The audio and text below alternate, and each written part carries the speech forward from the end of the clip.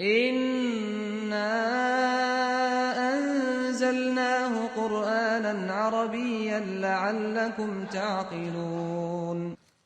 طيب, Bismillah ar-Rahman ar-Rahim.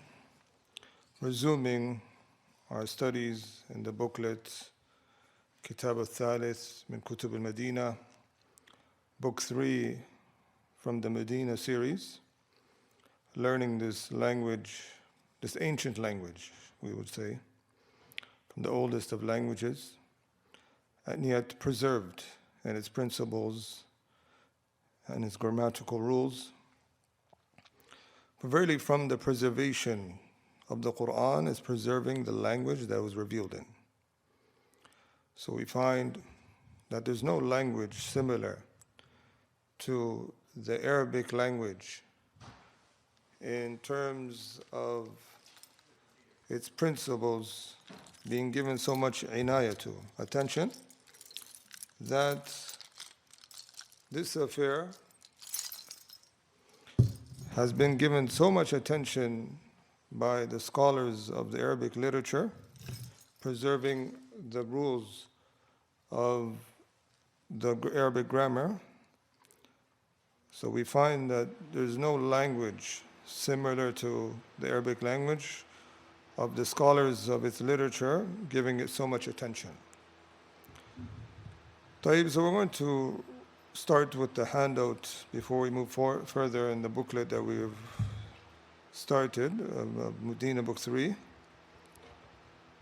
So the handout of the notes, Al-Mu'rab wal-Mabni, we want to quickly go over that. As we mentioned, that the topic of i'rab is one of the most important topics in Nahu, in the science of Nahu. So we should give extra attention to this topic, inshallah. So, al-mu'rab, it was mentioned that huwa ma taghayyara akhiruhu bisabab al-amil. It is any word which changes in its ending case due to the function of a sentence. So we said any word, because we're going to clarify that this could be in relation to nouns, even though we're specifically on the topic of nouns, and also on the topic of verbs. In its ending case, because we mentioned that Nahu is relating more so to the akhir al-kalim, the ending of the word, the ending case. Al-Mabny ما لا يتغير آخره بسبب العامل is every word which remains the same in its ending case regardless of the function of the sentence. So it is what we refer to as يلزم حالة واحدة. It stays in one position throughout the function of a sentence, whether at times you're speaking in relation to a verb sentence with a verb and the actor of the verb, or you're adding other words, all of this function does not impact the word of its ending case, it remains the same. Okay, we wanted to add some pointers. That number one, al-mu'rab and mabni could be in relation to nouns and verbs. Al-mu'rab and mabni could be in relation to nouns and verbs. But what we started with is in relation to nouns, so pay attention. The original position, number two, for Arabic nouns is that they are mu'rab, since a word does not become in a mabni position except due to a illah, a defect. So meaning that the original state, which we refer to as like a healthy positioning, in terms of the asl, the origin, is that the Arabic word, it remains mu'rab. And it doesn't become mabni, the opposite of mu'rab, except due to a illah. And illah here is like more like a sickness, a defect, which renders it in a state of being mabni, where it doesn't change. Number 3, the signs. This is very important that we take these pointers before moving further in our topic. It's an overview. The signs, the alamat, for the changing of a word that is mu'rab is either by the changing of its primary ending case vowel, which is referred as alamat asliya, the primary ending case vowel. So this is how we identify a word that is mu'rab, either by the changing of its ending case in terms of it being the alamat asliya, which is the primary, the original state, or either by the changing of a secondary case vowel or letter brought as a substitute sign, alamat far'iyya. So also we can identify a word of it being mu'rab by the changing of a secondary case vowel. So meaning there's a vowel that is not the primary sign, but is a secondary case sign brought forward, or a letter or harf brought as a substitute sign, substituting the primary sign for it being mu'rab. So we say it's a substitute sign, يعني نيابة or alamat far'iyya. These are signs that branch off from the original signs, alamat asliya. Number 4, the changing of a word that is mu'rab is either noticeable literally, zahira, on the word, and this is the original state, that a word, the i'rab, is noticeable literally, zahira, at the ending of it, at the ending case, or either unnoticeable, muqaddara, on the word due to there being a prevention, mani'.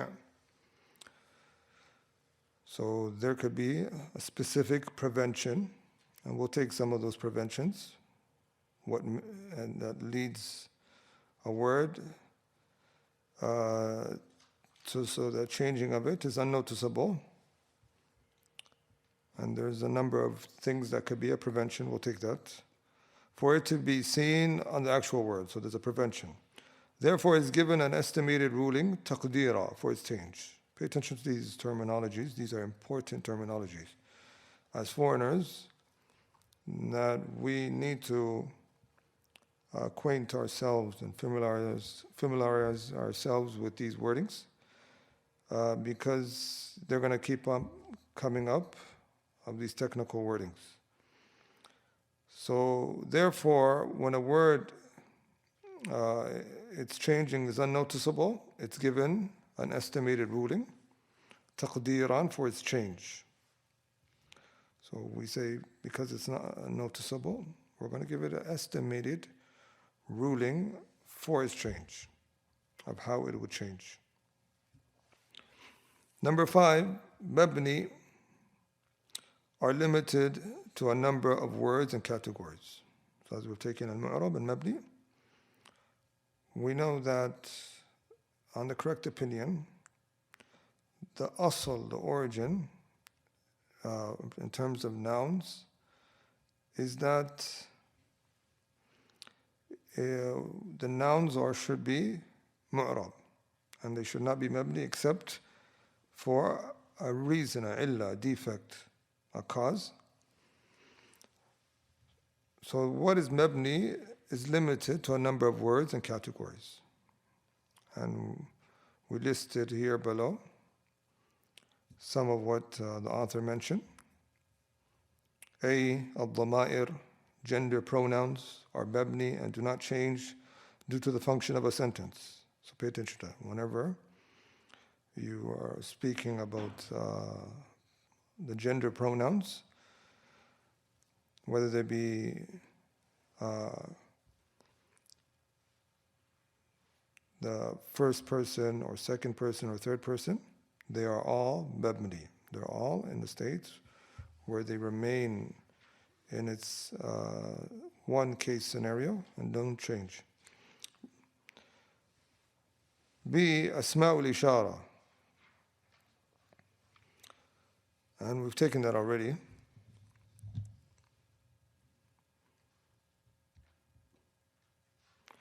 So this is the same ruling that they are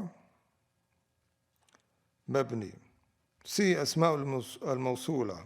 Supposed to be a ta marbuta here. Supposed to be Asma Mawsula. Relative pronouns, which are Mabny as well.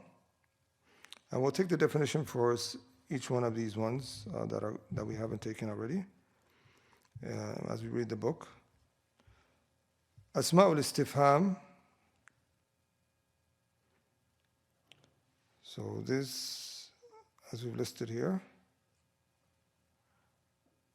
are also Mabny, and they're done so for inquiry. We're going to mention the actual definition when we take it. Al-Dhuruf, this is also Mabny and do not change due to the function of a sentence. طيب أسماء الأفعال. So also as we listed here, is Mabny and do not change due to the function of a sentence. So we wrote here verbal nouns.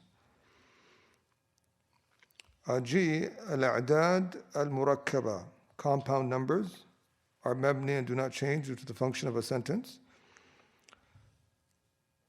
So meaning compound numbers, it is two numbers making one number.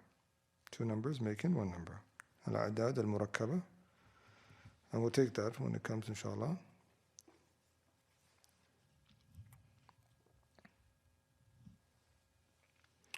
Alamat al-i'rab.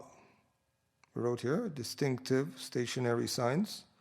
Al-raf', al-nasb, and al-jar. These distinctive signs are specified vowels and letters that the Arabs use to identify the i'rab, meaning the grammatical positioning of a word in a sentence and its ruling. So this is what really i'rab is referring to. And the grammatical positioning and ruling of a word in a sentence.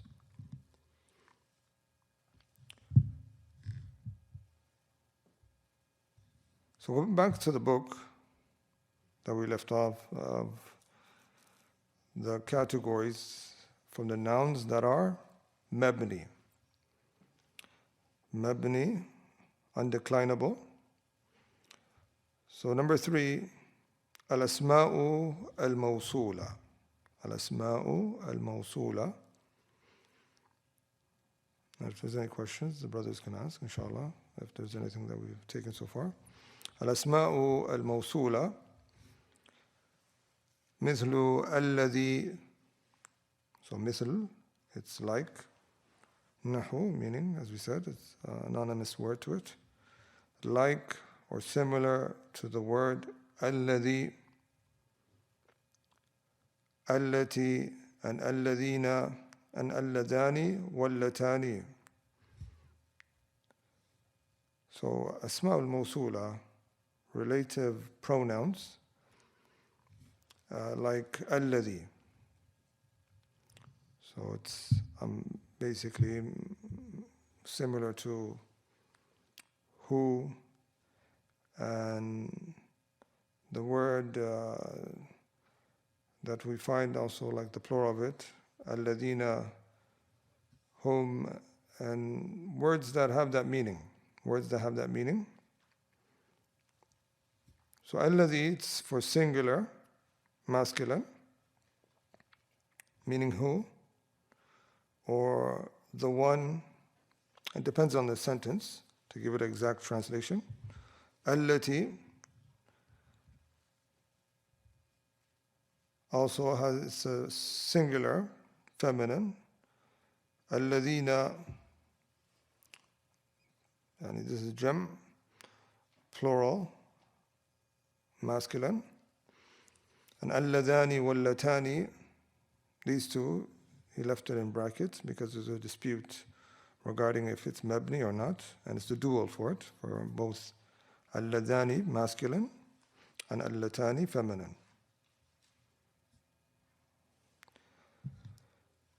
طيب, the technical definition for ism al-mawsul, it is basically a noun that is Mabny, that is brought to join one sentence to another, and in specific to connect nouns with verbs. Nouns with verbs, they say. For example, our statement, جاء الطالب الذي يحترم مدرسه. جاء, the student, came. الذي يحترم مدرسه. So now we were referring to that noun of the student. We want to mention something about him. So we want to give now a verb sentence in describing him. So we bring a relative pronoun, الذي, the one, يحترم, who respects, مدرسة, his teacher. So that sentence that comes after الذي, it's somewhat, they call it in Arabic, sila. It's basically a connection to what was mentioned before. So it's a relative. So when they mean sila, a relative sentence to what was mentioned earlier. So let's give another example amongst ourselves.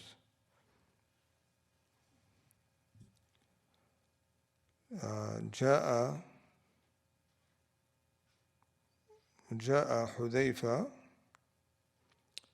من مدينة تورونتو. جاء حذيفة من مدينة تورونتو.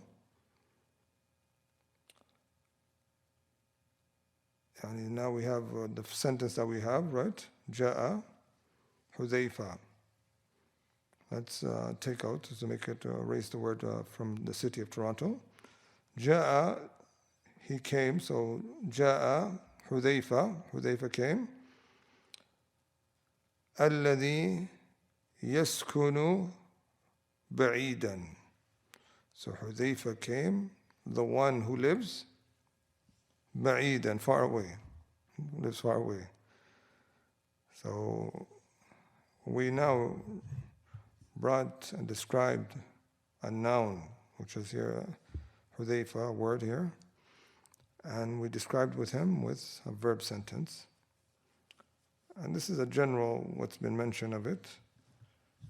Although there's more details that we'll take further, inshallah, in upcoming sessions. So just basically, it's two sentences that have been joined together with this word alladhi and its likes, such as allati, alladhina, alladhani, wallatani. And also you have other ones that have similar meanings, but they're used to refer to things that do not have an intellect, غير عاقل. So when you refer to objects, and you want to have a similar meaning as alladhi and allati and alladhina, you would use what's equivalent to it, but for other than aqil, and it is, for example, the word ma, which is going to come inshallah. Asma'ul mawsula. Asma'ul mawsula. We've taken that now, that this is an example of Mabny. But the author sees that exception to the dual, alladani wallatani, for they are both mu'rabani. They're both mu'rab. So they vary in its ending case with the function of the sentence.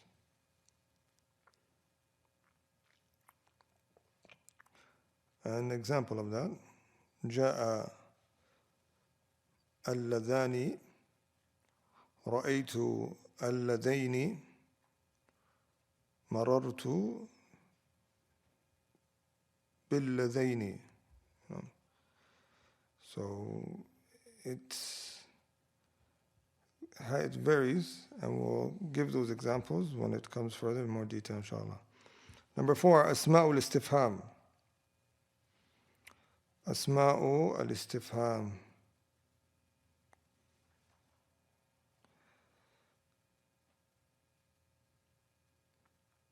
So these are pronouns for inquiry. Pronouns for inquiry.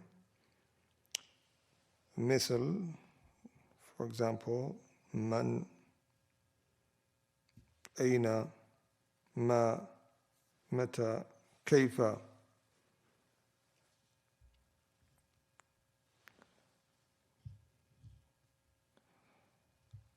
And these nouns, they're mentioned at the beginning of the sentence. They say أسماء الاستفهام لها صدارة الكلام. Asma of istifham, of these inquiries, these tools of inquiries, they are brought at the beginning of the sentence. So you never use man and aina at the end of the sentence, they say. The original position is that they have the right to the beginning of the sentence. لها صدارة الكلام. من أنت.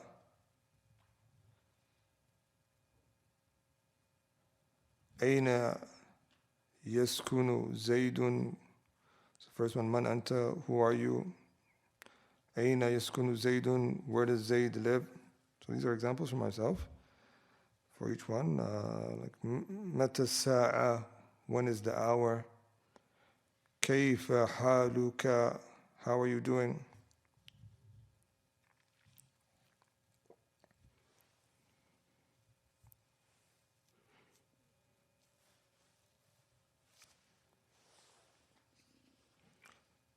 So it's a noun, istifham, they say. It is a request brought to remove ibham, anything that is left unknown, anything that's left unknown, whether it be in amount or in the actuality, for example, how, the howness, or the essence. So any type of question of these sorts, these are called أسماء الاستفهام. الخامس بعض الظروف. So the fifth one, from the nouns that are mabni. The nouns that are mabni, مثل إذا. So ظروف is like the prepositions of time and place.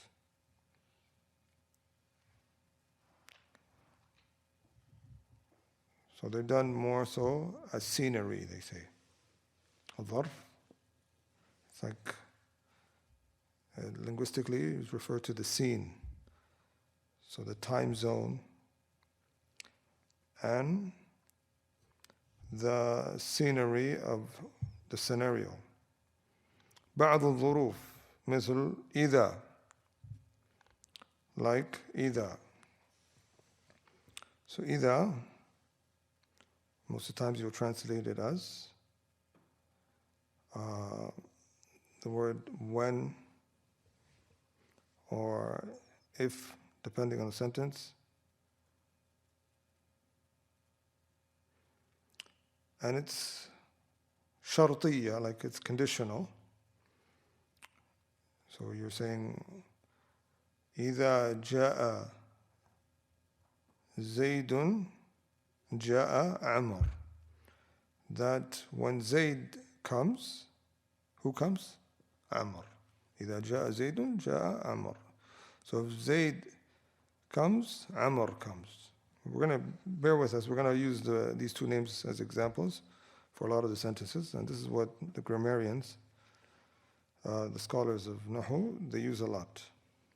To point out some of them, when they got frustrated of Nahu, they blamed these two names.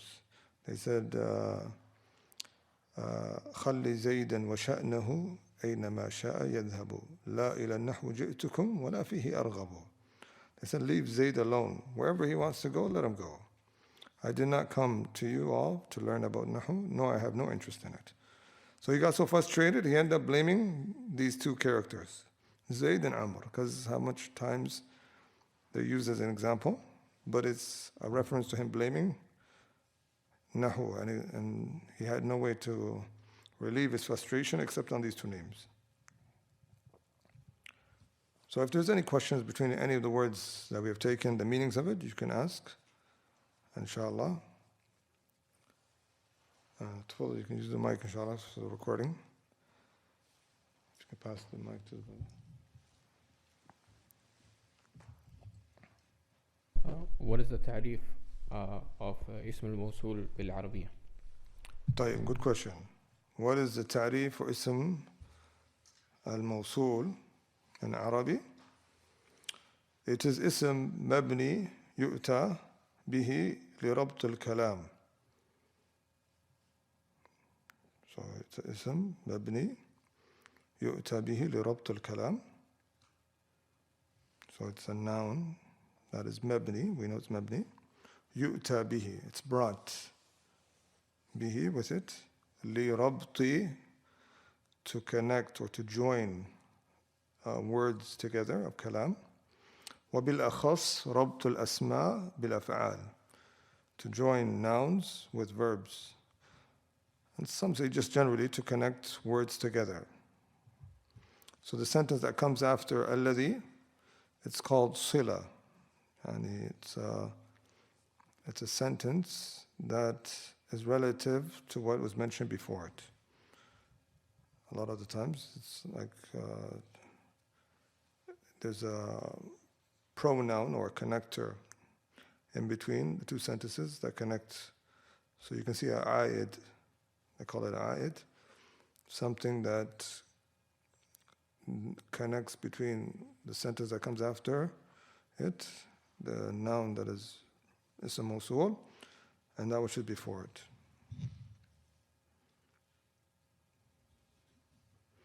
Or they call it rabit. طيب, any other questions, inshallah? So moving forward, of ظروف إذا. So إذا here, it's a noun. So don't get confused that it's a harf. It's not a letter, but it's a noun. الآن. الآن. الآن. Some say it's originally the word ana. Ana. What does ana mean? Time. But when you put alif and lam on it, it becomes al-ana, the time. Speaking about this specific time.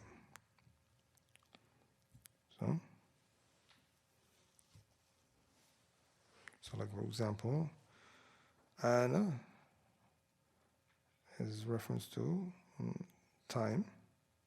Ana al-waqtu, the time has come. So some have said that this word ana,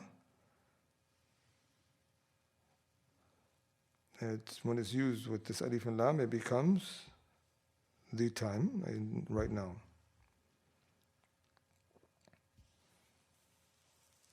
Of something that is ongoing, in other terms. حيث. حيث.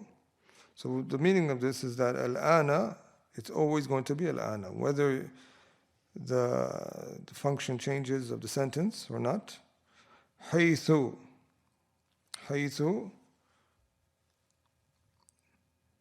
حيث, the meaning of it varies. It depends on what the context. So when you're translating it, sometimes you may translate it as however, whatever, soever, and whenever. It depends on the context. So حيث could be speaking about the timing, the zaman they say. Because they say haythu, it could be dharf zaman and it can be dharf makan. A lot of times it's a dharf makan. We're going to take this.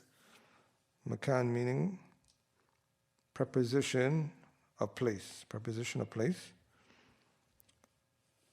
So haythu tajlis, ajlis. Haythu tajlis, ajlis. And wherever you sit, I will sit.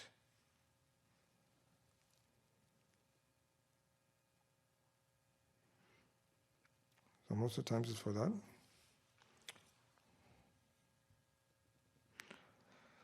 Amsi. So whenever we're mentioning these examples, we're meaning that the way you're pronouncing them now, at the ending case of it, it's not going to change. It's not going to change. So it's always going to be haythu with a dhamma. Amsi. The next one, amsi. So this is Mabny on the kasra here, the ending of it. It's always going to be like this, they say. And it means yesterday. And there's an exception, some say, where some pronounce it as amsu. Amsu. And amsu, they say it's not specifically for yesterday, but any day that has passed. Any day that has passed. Amsu. That's been mentioned. But in what we're referring to is amsi, as the yom, the day before today, basically. The day before today. So this is preposition of time. Dharf zaman. Dharf zaman. Type number 6, asma'ul af'al. Asma'ul af'al, verbal nouns. Asma'ul af'al, it's basically a noun that has the meaning of fi'l. The ism that has ma'na al-fi'l, has the meaning, a noun that has the meaning of a verb. Asma'ul af'al. It's a noun and it has the meaning of a verb.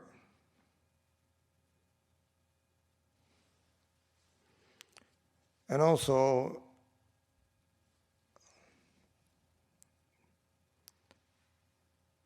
they say it didn't meet all of the requirements for it to be a verb.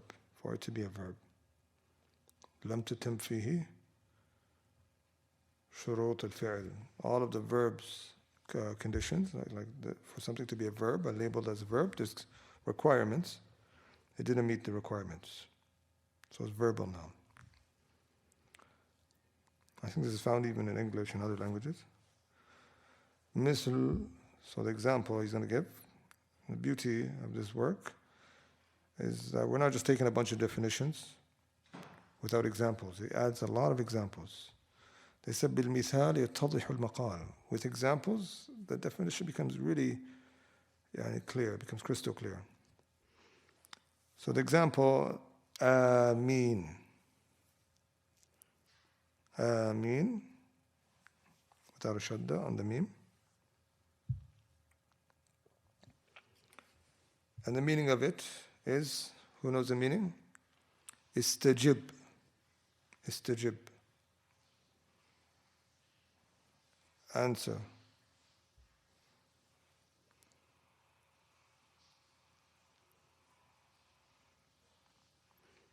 So it has the meaning of a verb, right?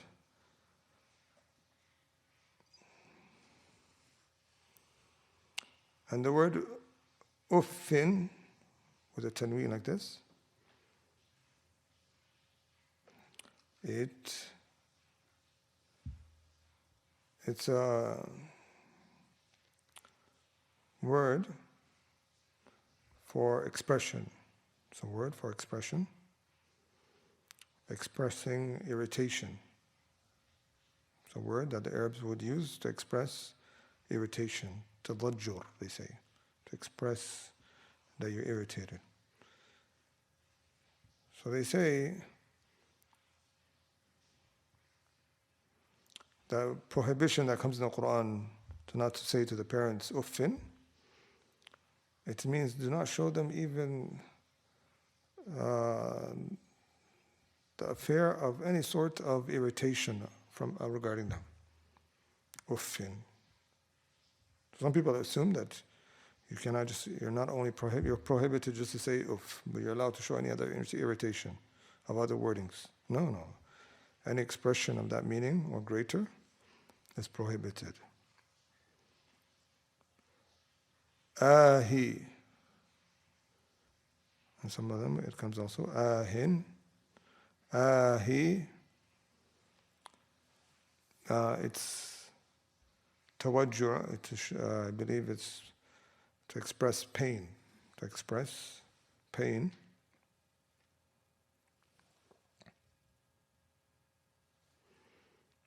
And I think if this comes further, we will try to go more detail about it. طيب, the seventh one, الأعداد المركبة. الأعداد المركبة. So the compound numbers. الأعداد المركبة. So الأعداد is numbers and المركبة is compound. So compound numbers.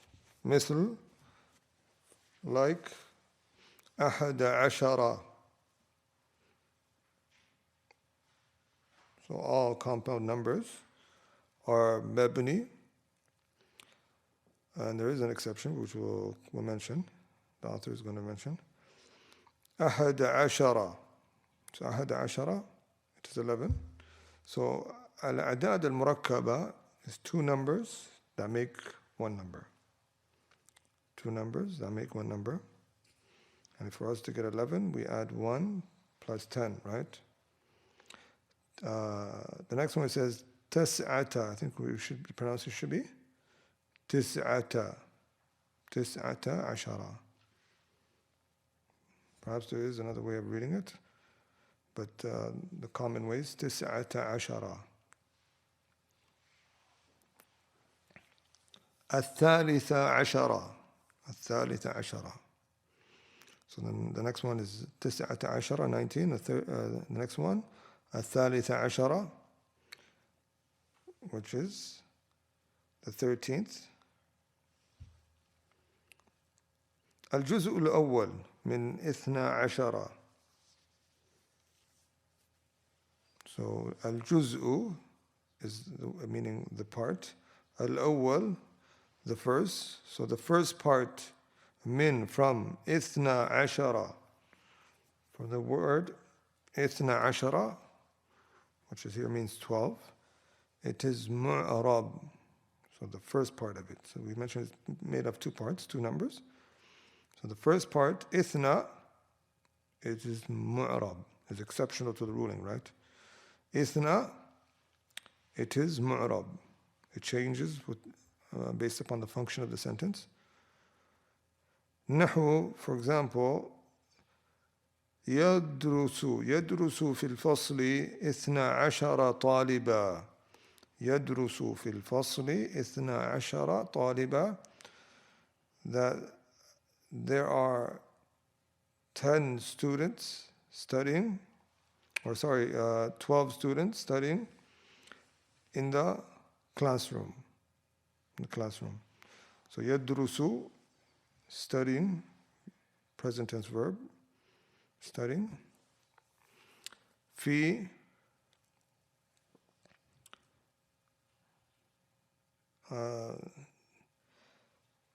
as meaning in, الفصل, the classroom. So الفصل, the reason is just anything that is a section, a room sectioned off. Basically, any place that is sectioned off, it's a fasl. Fusila, it's been sectioned off from something. So even if you hear it in a different scenario, it doesn't always have to mean the classroom. It can mean something else.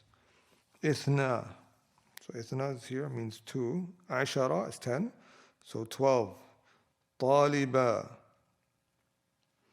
And you can read it as Taliban and Taliba. 2 ways of reading the fathatain.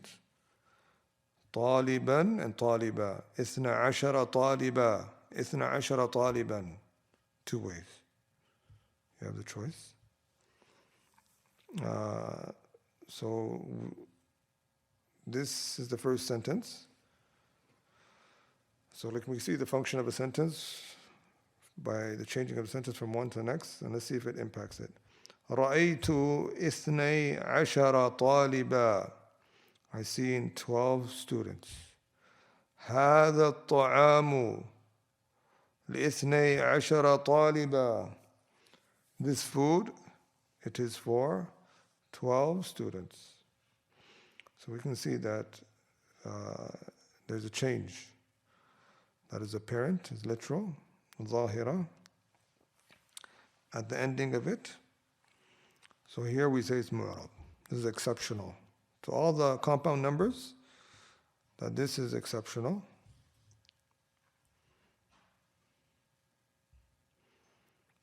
The next page, number 7, علامات الإعراب الأصلية والفرعية. Any questions so far before we have taken? Anything unclear? Do not be shy to ask, inshallah. علامات الإعراب الأصلية والفرعية. So, علامات, signs. Al-i'rab, so distinctive stationary signs that indicate the i'rab of the word, the grammatical positioning, the ruling of it. That's the i'rab. When a person wants to know the i'rab of something, he wants to know the grammatical positioning of a word and its ruling.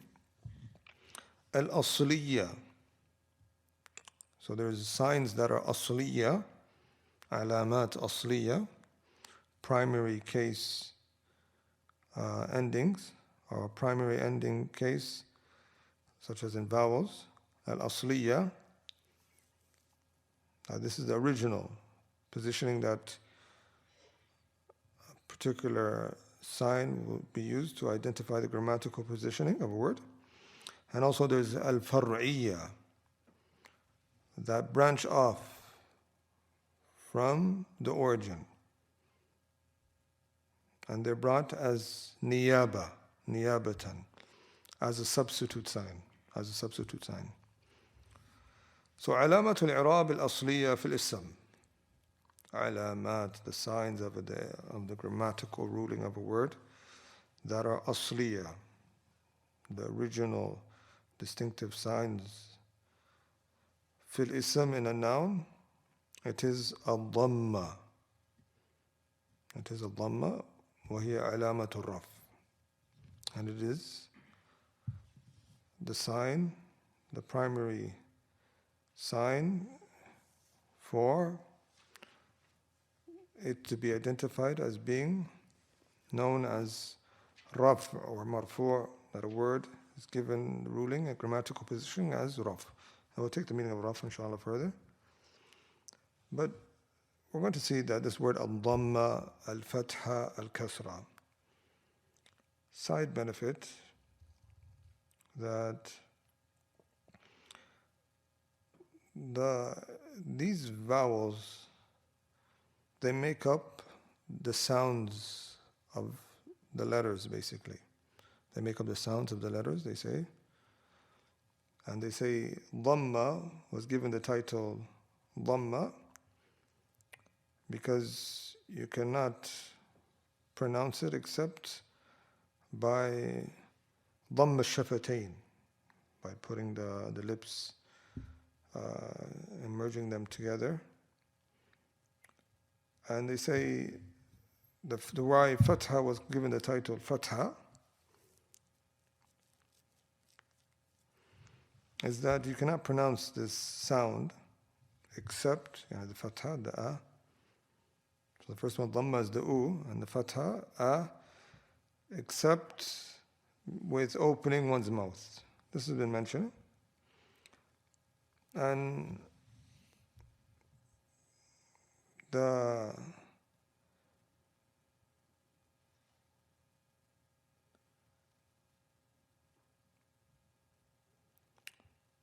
kasra, some have said that it's basically the breaking of a vowel, or breaking. So all of these have just been titles given just to identify aswat, certain sounds of letters. Certain sounds of letters.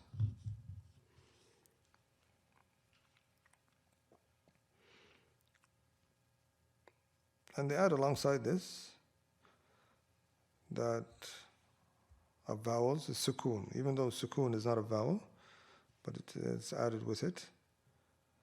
And a grammarian, who the first to list these vowels as fatha, dhamma, and kasra, and sukoon, was Al-Khalil ibn Ahmed Al-Farahidi, a great well-known grammarian. He was the first to come up with these al-dhamma. So you see a dhamma written, and then you see a fatha written, and a kasra. Before that, how would they identify these sounds of letters? So they said, كانوا من قبل, they would, instead of placing a fatha, they would place a dot one dot at the first letter of a word. And for kasra, they'll place a dot at the bottom part of the word.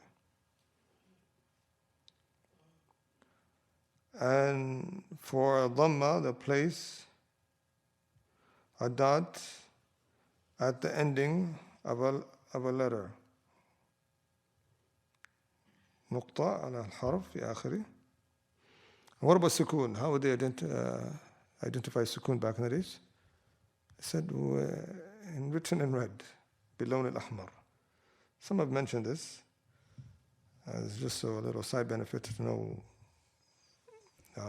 these wordings of dhamma, al-fatha, al-kasra. But we know them as vowels. So there are used to identify certain sounds that the Arabic words are made of, as u and a and e, and also the sukoon. So these are the original signs that if you want to identify a particular grammatical positioning, they use the dhamma for the sign of raf. The sign of raf. That a word is marfu'. That a word is marfu'.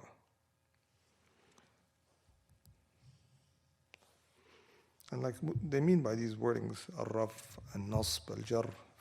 Person may ask you, what are these words? Raf, al-nasb, al-jar are basically distinguishable positioning, grammatical positionings, that you know the station of the word in a sentence. For example, you can identify the difference between fa'il min al-marfu' fa'il min al-maf'ul with. So they say with these raf and nasb and jar, you can distinguish the actor of the verb from who it's been acted upon. So let's use an example. ضرب زيد عمرا. Zayd striking Amr. How do we know that? By the dhamma on Zayd and the fatha on Amr.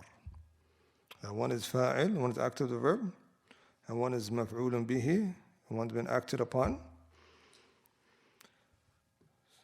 Without these raf and nasb, we would not be able to distinguish, they say, the fa'il from the maf'ulun bihi. So these terminologies were brought to tamyiz mufradat al-kalimat, to distinguish the singular words, when it's in a compound sentence, when it's a compound sentence. So you bring them forward. And then these grammatical positions have signs, and the original signs for them is dhamma, fatha, kasra. So dhamma is for raf, fatha, it's hiya alamatul nasb, al-kasra hiya alamatul jar. And we need to learn this as like this. Usually the Arabs, they don't learn it like this, but we as foreigners, we need to learn it like this, just to give us a general understanding of what is al-raf in the first place, what is nasb and al-jar. وهناك علامات أخرى فرعية. وهناك, and there are علامات أخرى. So علامات, signs, أخرى, other signs. أخرى, other, so other signs. فرعية, that branched off from the أصلية. So فرعية, it's what branch is branched off from the original sign. وهي, and it is, أي they are, في الأنواع الآتية. الأنواع, and the types, so in the following types. الآتية. الآتية, the following, and also means التالية, following as well. من الأسماء, from the nouns, from the following, basically nouns. الأول, number one, جمع المؤنث السالم. جمع المؤنث السالم. So جمع, the plural, that is المؤنث. Is it مؤنث or مؤنث? المؤنث السالم. So fatha and the noon, brothers.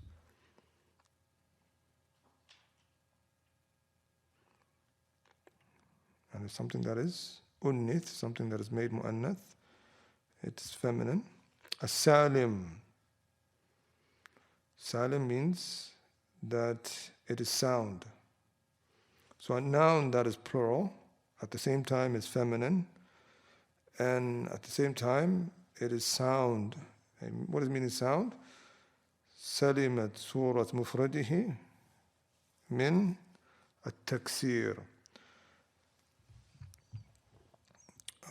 That basically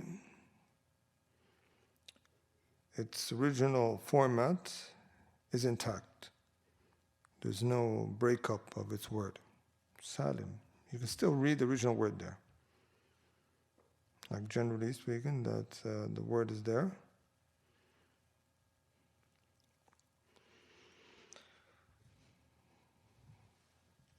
So what's the technical definition for Jam' Mu'annath Salim?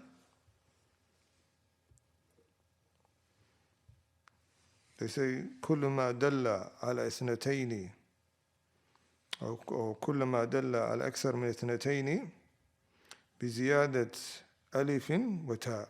بزيادة ألف وتاء.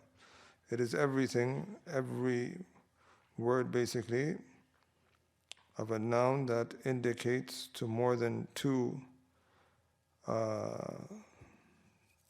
feminine individuals or feminine objects, with an increase, structural increase in the actual word of alif and a ta. So you see the additional from the actual singular word of it. So when it's pluralized, there's an additional alif and a ta. علامة النصب فيه الكسرة. So now we want to know what changed. What is far'iyya now? What opposes the original signs that a nasb has a fatha, and a raf has a dhamma, and a jar has a kasra. In terms of Jam'u and Salim, there's opposing factor found therein, that when it's mansub, when it's in a state of nasb, it doesn't have a fatha. Instead, it has a kasra as a sign for it to be mansub. نحو خلق الله السماوات والأرض. خلق is a verb, past tense verb. Allahu lafzul jalala. When we're speaking in grammar, when Allah's name comes, we say lafzu al-jalala, the lofty name of Allah. We don't say Allah is fa'il or this word or that word. We say lafzul jalala, the lofty name of Allah subhanahu wa ta'ala. It is the actor of the verb fa'il, grammatically speaking. And we use this wording lafzul jalala, the lofty name of Allah, ta'adduban. It's showing mannerism in our wordings when addressing Allah's names. As-samawati, so the heavens or the sky levels. As-samawati, it is the plural of sama. Sama. And the original word, it had a waw there. So when it was pluralized, it just went back to its original state. So we can see that when we add a alif and a ta to make it a plural, as in the format of Jam'u and Salim, the singular word is still intact, hasn't been broken. There's no taksir. So far, the conditions have been met. It's plural, indicates to more than two feminine objects or two feminine individuals. And also it is salim, it's intact, salima min al-taksir, the singular format of it is intact, it hasn't been broken with a changing or with different words or a delete of its letters, still there. And there's also biziyadat alif wa ta. There's an alif there, additional alif, and there's a ta. خلق الله السماوات والأرض.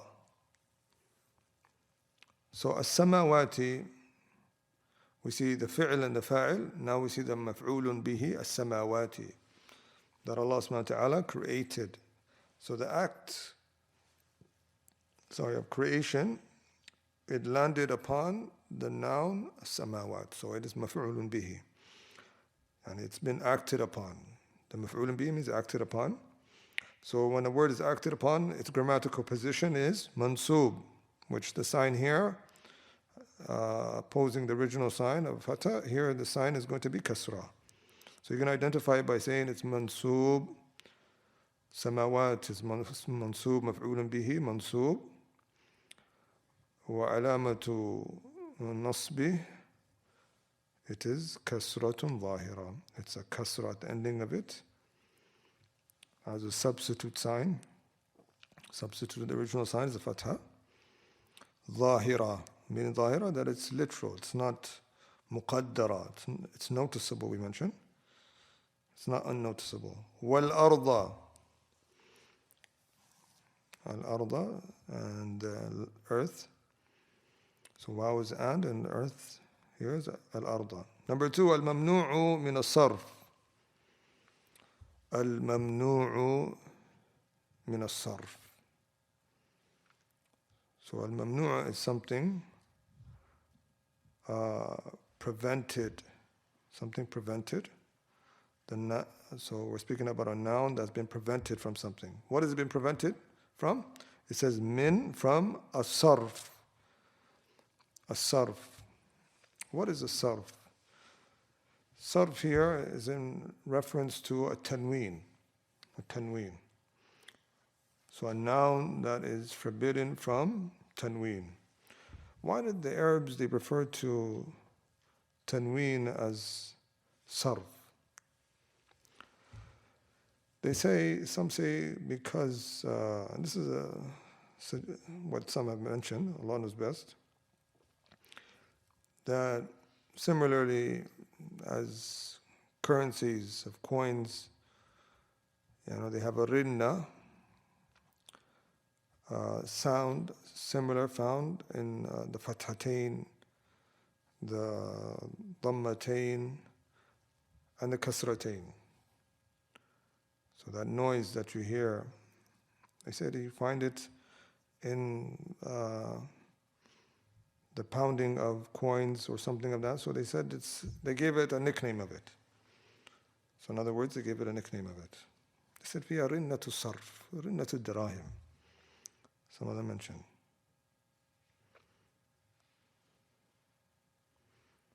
Like the dhammatain, and also the kasratain and fathatain. Is there another way of referring to it with a different title? Yes, they call it, some of them, غير منصرف. غير منصرف. Some of them call it غير منصرف, that it doesn't have sarf, it doesn't have tanween.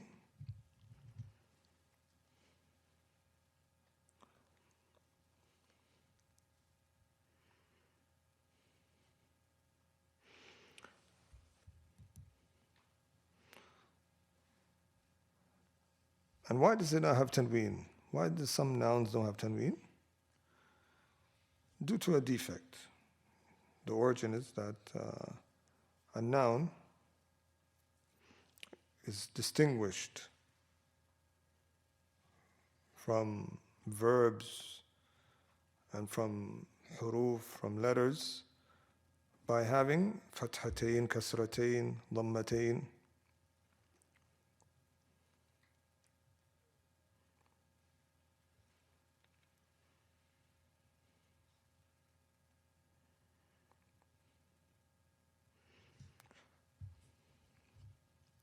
So when there is a defect found in a word, for example, it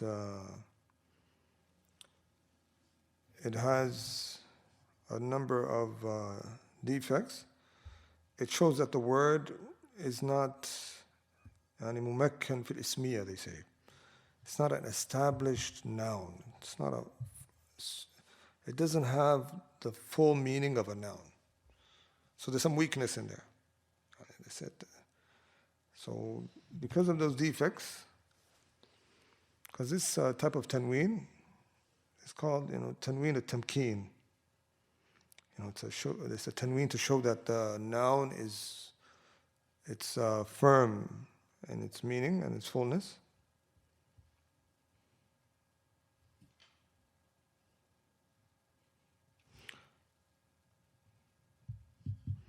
And the meaning of tanween, brothers, the reason why they just call it tanween is terminology referring to noon as-sakina.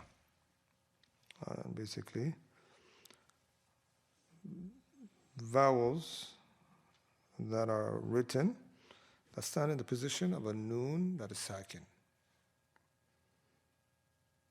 So us adding another dhamma or another fatha or another kasra is just like adding a noon with a sukoon on it. A noon with a sukoon on it.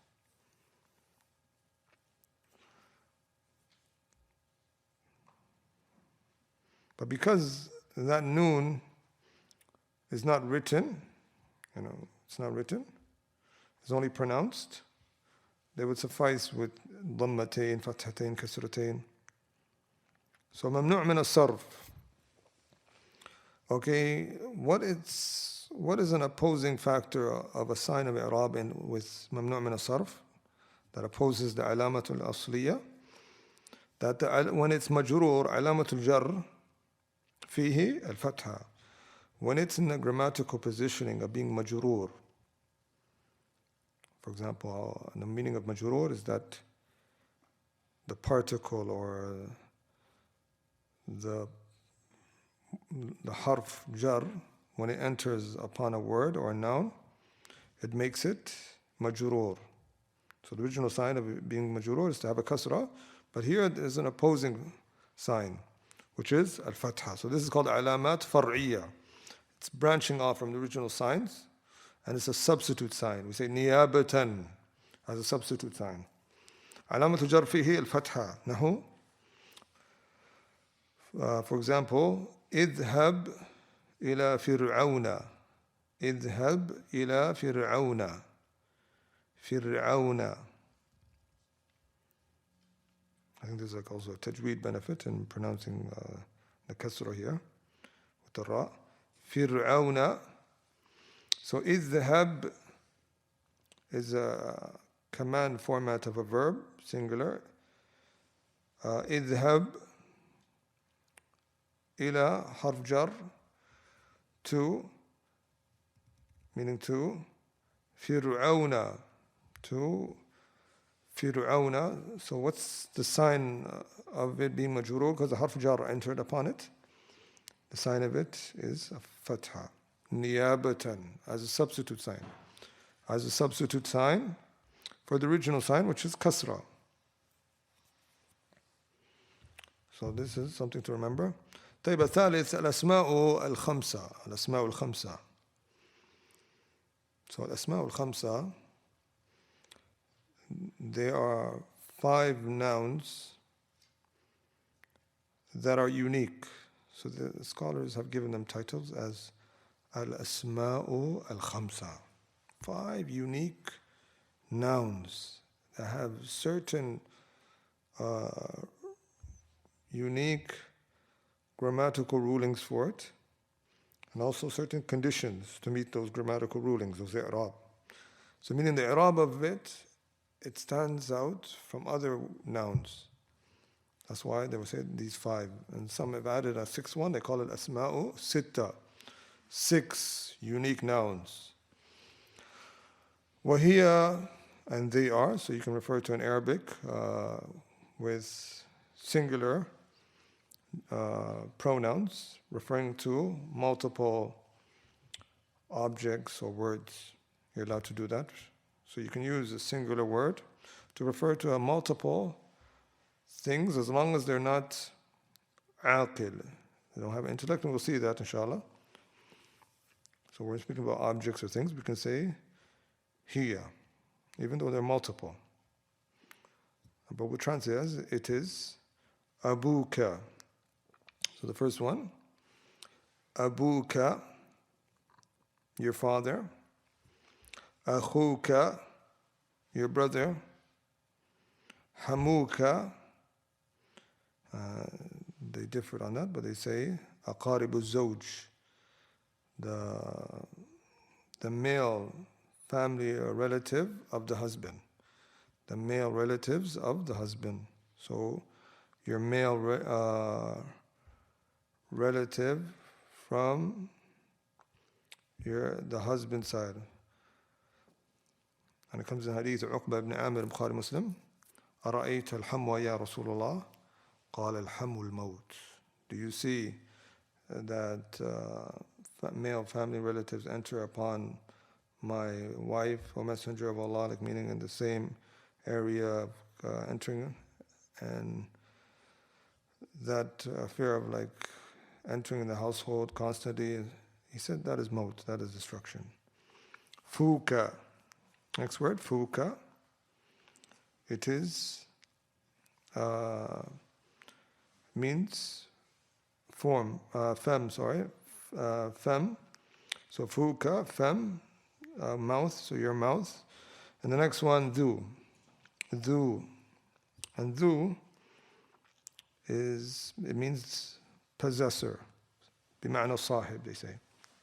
Because dhu, this word has a number of meanings. You're going to see it come sometimes. But here particularly, he wants the dhu that has the meaning of sahib. That has the meaning of possessor. So these 5 unique nouns, al-asma'ul khamsa, they have a particular i'rab that opposes the original signs of i'rab, alamat al-asliya. Because he says here, كل العلامات فيها فرعية. All of the i'rab, the distinctive signs of the grammatical position of the word, its signs of it being marfu' or mansub or majroor, all of it are branch signs, they're not original signs. They're substitute signs, niyabatan. وهي علامة الرفع الواو. So when it's marfu', the sign for it, it is waw. The original, the sign for raf is dhamma, right? So we say here this waw is substituting niyabatan an dhamma. Why is it waw? Because it's asma'ul khamsa, is unique. So you say لأنه من أسماء الخمسة, because it's from the 5 unique nouns that have a particular different way of it having signs of it being marfu'. نحو أجاء أبوك. نحو أجاء أبوك. Nahu means like, misal. Here this is hamza to istifham. Hamza to istifham is like a question mark at the beginning. It's like a question mark, but at the beginning. And they say the asma istifham, tools of questioning, they have the right to be at the beginning of the sentence. Laha sadaratul kalam. It has the right to be at the beginning. Aja'a abuka. So, question marks weren't found in the Arabic language. They just added now. Alamatul istifham at the back, at the end of it. The Arabs knew by just the hamza at the beginning of it that is a question. No need for a question mark. Question marks, I think they were taken from the English language or from different languages. But the question mark for us is that istifham. The alam ism istifham, that noun, or some of them say refer to as harfu istifham, a letter that it's brought at the beginning for inquiry. Aja'a abuka, did your father come?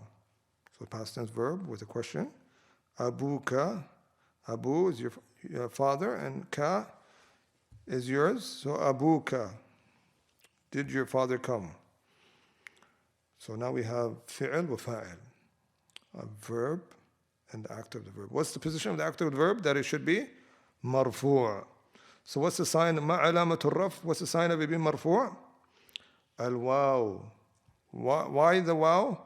Niyabatan, as a substitute, ani dhamma, or substitute the original sign for raf, which is dhamma. لأنه, what's the main reason? لأنه من أسماء الخمسة, because it's unique. It's from the 5 unique words that have a particular i'rab. علامة النصب الألف. نحو أعرف أباك. So the alama, the sign of it being a word being mansub, is an alif. So this is a substitute sign. This is far'iyya. This is branched off from the original signs. Because we know the original sign for nasb is fatha, right? Alamatul asliya. But this is far'iyya. Nahu, misl, like. A'rifu, I know, present tense verb, fi'l mudari. Abaka, your father. Aba, father. Ka, your, so masculine. Singular, addressing a person, khitab, so first person, your father. A'rifu abaka, I know your father. So now we have fi'l wa fa'il, and then we have additional word. This additional word is maf'ulan bihi. The effect of the verb landed and acted upon which? Aba, the father. So because of that, it's maf'ulun bihi. The effect of the verb is stretched out to it. So it makes it mansub. And the sign of it being mansub in this positioning is al-alif. Substitute the original sign because the word is from asma al-khamsa. Alamatul jar al-ya. نحو أين سيارة أبيك. So when it comes to when its word is majroor, when a harf jar enters upon it, or is in a positioning of having the ruling of majroor, being in that positioning, the sign of it is ya. The original sign for jar is kasra, right? So we have a branched off sign that's substituting the original sign, because this word is from the Asma al-Khamsa, it's from the 5 unique nouns. For example, Aina. So we mentioned the questions, the Asma al-Istifham, they start at the beginning. Laha sadaratul kalam.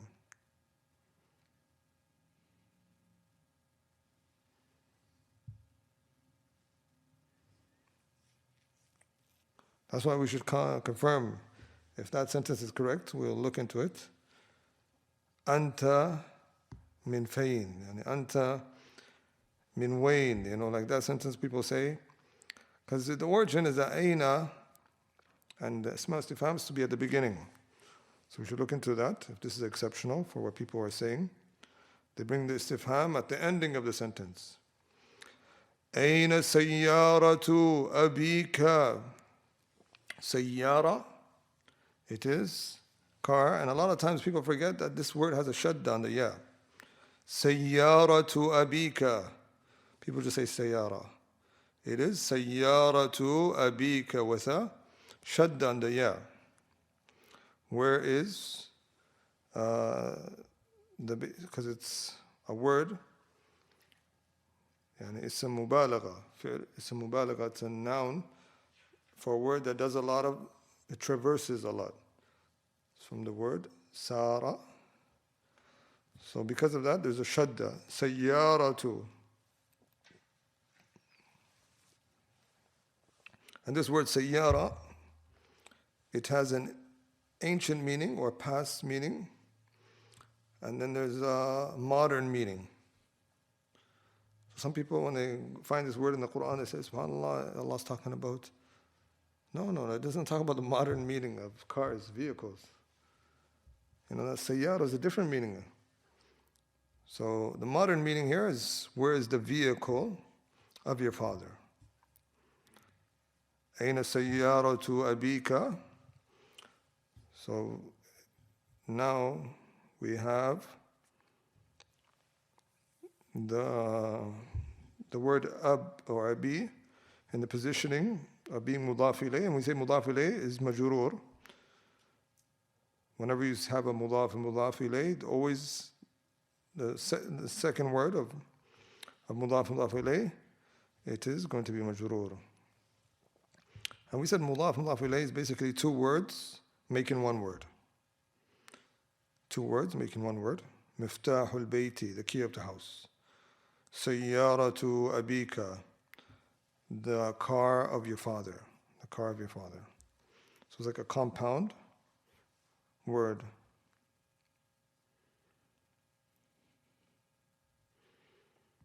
طيب, any questions so far? No questions? طيب. تفضل.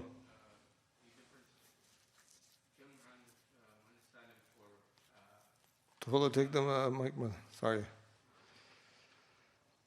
We apologize. Now that there's some brothers asking to record, we always have to make sure everything is heard. Or else we prefer teaching it traditionally, keeping it more traditional. But when it's on recording, we have to change the method of teaching to become a bit more academic in our approach. تفضل. جمع مؤنث سالم for samawat, there's an extra waw. Does that change the hukum? So we mentioned that the original word for sama, that alif in the singular sama, was originally a waw. So the alif, they said munqalibatun an waw. The alif there, it just turned over, and it became an alif, where originally it used to be a waw. So when it became a plural, it just went back to its origin. So they said for this reason it's still salim. Salima min at-taksir. It's safe, it's singular, it's intact, There's no breakup of a singular. For this reason, it's called Jam' Mu'annath Salim. One reason why we need to know these wordings, because there's some Jam' that are called Jam'u Taksir. There's a Jam', there's a plural. It may be a feminine word, but there's Taksir. It's singular and it's Jam'. It's still not sound from any breakup. Like for example, Banat. Banat, is it Jam'u Mu'annath Salim or Jam'u Taksir? It is Jam'u Taksir. A lot of people get confused. They think Banat is Jam'u Mu'annath Salim. Some of them, but if you look, the actual singular of the word, bint, and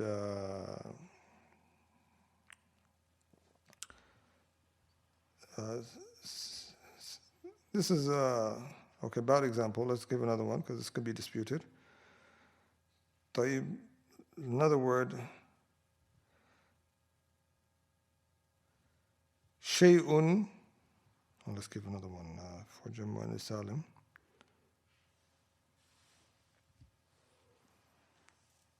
طريق طرق طريق طرق. So طريق is a singular, path. طرق, it is the plural, paths. So we see that the singular is very different from the plural. The singular is no longer intact. It's not salim. We say here it's taksir. It's been broken from the singular to the plural. So that's why it's called Jam'u Taksir. That's why it's called Jam'u Taksir. So going back to Al-Asma al-Khamsa, if there's any other questions, then we'll go back. طيب, tu'rab, we'll quickly read this, and I think we'll probably stop there. If there's time, we'll continue. تعرب الأسماء الخمسة بهذه العلامات إذا كانت مضافة إلى غير ياء المتكلم. So he says here تعرب الأسماء الخمسة. So the i'rab of the أسماء الخمسة, the 5 unique nouns, with these following علامات, بهذه العلامات, with these signs. إذا كانت, if it's مضافة, if it's, basically he's giving you a condition that this is the original ruling, that when Asma al-Khamsa, when it's marfu' it's with waw, and when mansub is with alif, when it's majroor is with ya. This is the case if when it's has mudaf ilayh, attached to another word other than ya al-mutakallim. Really, if the mudaf ilayh, the second word is ya al-mutakallim, the letter ya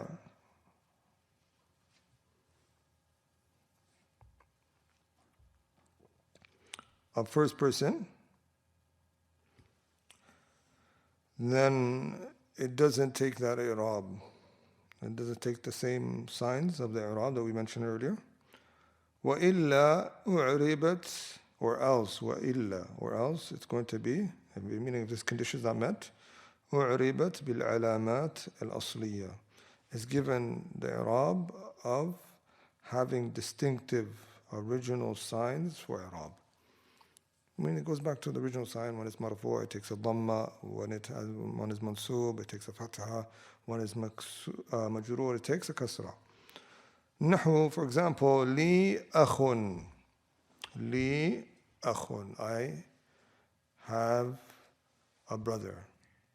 So li literally means for me, a brother. Li akhun. Sa'altu akhan.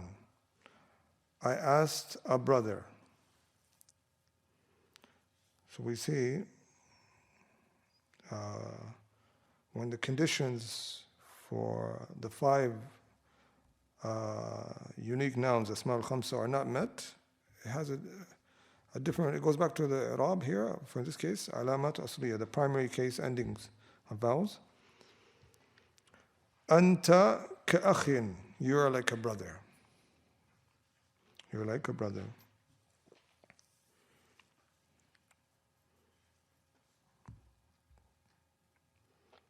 And what are some of these requirements for Asma al-Khamsa to have the alamat al-far'iyya, those branched off signs as being in its i'rab? He mentioned some of them. For example, it being mudaf, that it has to be in a position of that word ab, akh, dhu, and the likes of these things being mudaf and mudaf ilayh. It should be in a positioning where it's attached to another word to make one word, mudaf, mudaf ilayh. And the next condition that he mentioned, that when it's doing mudaf, mudaf ilayh, it should be to other, ila ghayri ya al-mutakallim. It should be to other than the ya al-mutakallim. And he didn't go any further mentioning other conditions, because this book is just to give you a basic understanding. As you move further, you're going to see more conditions that are going to be listed and requirements for these wordings that were technical wordings that we were mentioning. I don't know if the brothers permit us to take a little bit more, or should we stop here? نكتفي بهذا القدر كما تحبون نواصل. Usually Arabic grammar classes are long classes, subhanAllah. When I went to Somalia and I was attending some of the Arabic grammar classes, we're sitting from after Isha and until it gets for really late, and we all come back, and we find that most people in our households have probably slept. But being that we all live far, inshallah, we'll start with this amount. But just to let the brothers know, we're going to pick up the pace, and those who are going to be listening online, inshallah, we encourage them to follow us along with the notes and the handouts that are given out. And we'll try to, if there's questions, they can send it to the Masjid's contact, and we'll try to address it at the beginning of classes or at the end of the classes, if possible. Barakallahu feekum. We'll stop with this amount. Before we stop, any more questions to have taken? Is mafhum understood? Inshallah, tafadhal.